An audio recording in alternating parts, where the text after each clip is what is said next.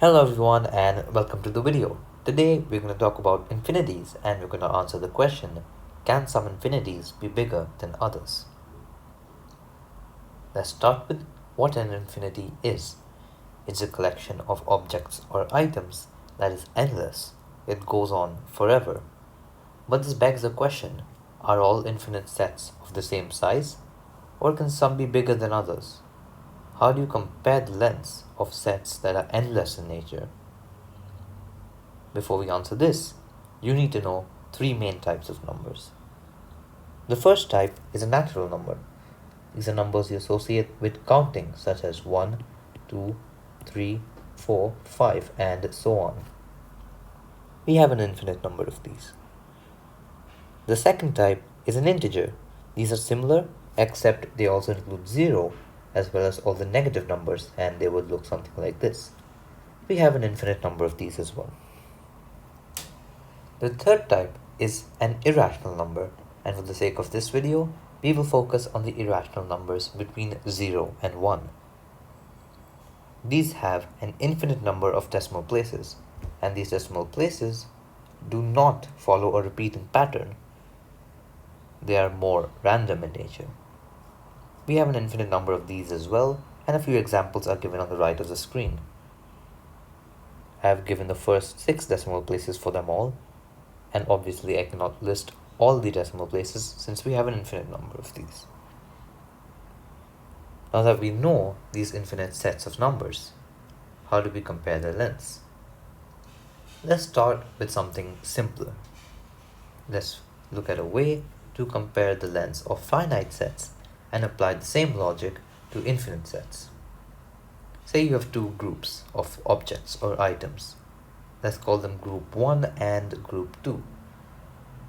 And you have to create pairs such that each pair contains one object from group 1 and one object from group 2. After you have completed making all the pairs, if neither group has any object left out which is not in a pair, that means you had an equal number of objects in both the groups.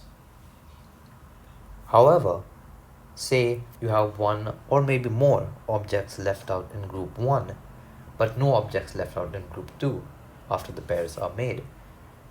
This is only possible if you had more objects in group 1 than you did in group 2. And while this can sound simple, the same logic can be applied to infinite sets. Let's see an example. Let's write down a few integers. It looks something like this, and say we did this listing forever, writing down all the integers, and then we started to create pairs between the integers and the natural numbers. So 1 can partner with 0, 2 can with 1, and so on. And if we did this forever, you would actually notice that every single natural number has a pair, and every single integer also has a pair, which means we have an equal number of integers as we do natural numbers. This can be a little bit counterintuitive because the integers contain the natural numbers, but they are still of the same size. Can we do the same thing with the irrational numbers? Let's try and create pairs again with the natural numbers. It would be something like this. If we do this forever, does this mean that once again they have the same length? Not quite.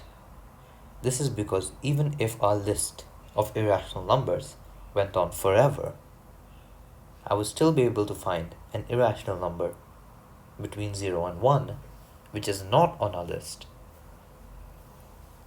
But the same cannot be said for the natural numbers. This means that the new irrational number that I would find, which is not on the list, does not have a pair. But how would you find such an irrational number?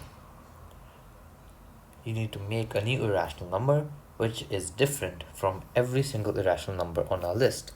And since they all start with 0 point, we will begin with that too. And then you take the first decimal place of the first irrational number, and you change it. The rule I'm going to apply is that if the number is a 4, I will change it to a 7. If it's any number other than a 4, I will change it to a 4. So since the number here is a 4, I will change it to a 7. Now notice whatever I add after this 0.7, this new irrational number I'm creating, will always be different from the first one on our list, because it has 7 as its first decimal place and not 4. Let's do the same for the second decimal place of the second irrational number. Since it's not a 4, I will change it to 1. And we can do this for the third decimal place of the third irrational number. Since it's not 4, we will change it to another 4. And we can do this so on. So all these are 4s, and we can do this forever, because we have an infinite number of irrational numbers on our list already. What we have done is we have created a new irrational number which is not on our list, which means it has not been given a pair. In other words, we have more irrational numbers between just 0 and 1 than we do natural numbers. To answer the question, some infinities can be of the same size, while others can actually be bigger than others.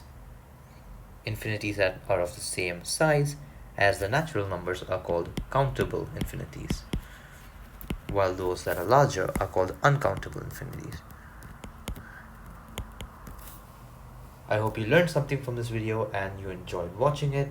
Thank you for watching.